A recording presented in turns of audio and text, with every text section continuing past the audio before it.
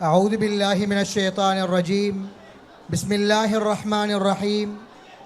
الحمد لله رب العالمين الرحمن الرحيم مالك يوم الدين إياك نعبد وإياك نستعين اهدنا الصراط المستقيم صراط الذين أنعمت عليهم غير المغضوب عليهم ولا الضالين. இன்று நாங்கள் ஒரு முக்கியமான காலகட்டத்தில் இருந்து கொண்டிருக்கின்றோம். இந்த நாட்டில் வாழ்கின்ற சிங்கள முஸ்லிம் தமிழ் மக்கள் இந்த ஆட்சியாளர்களுக்கு சிறந்த அதிகாரத்தை வழங்கினார்கள்.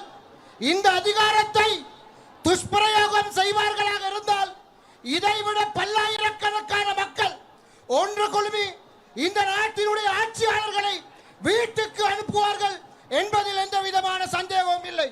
எனவே இந்த நாட்டில் வாழ்கின்ற சகல மக்களும் இன மத மொழிகளை கடந்து ஒற்றுமையோடு வாழ வேண்டும் என்று ஏகவல்ல இறைவனிடத்தில் இருகரம் ஏந்தி பிரார்த்திக்கின்றேன். இந்த அரசாங்கம் நேர்மையாக, உண்மையாக, கௌரவமாக இந்த நாட்டை முன்னெடுத்தால் நிச்சயமாக இந்த நாடு வளமான நாடாக மாறும்.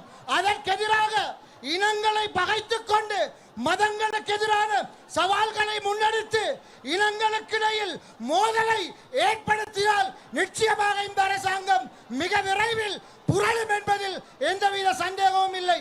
எனவே எங்களுடைய கூட்டத்தை மிகச்சிறந்த கூட்டமாக மாற்றி எதிர்காலத்தில் சிறந்த ஒரு ஆட்சியை இந்த ஆட்சியாளர்களுக்கு வழங்கி எங்களையும் எங்கள் இந்த நாட்டில் வாழ்கின்ற மக்களையும் என் நிறைவா பொருந்திக் கொள்வாயாக என்று கேட்டு விடைபெறுகின்றேன்.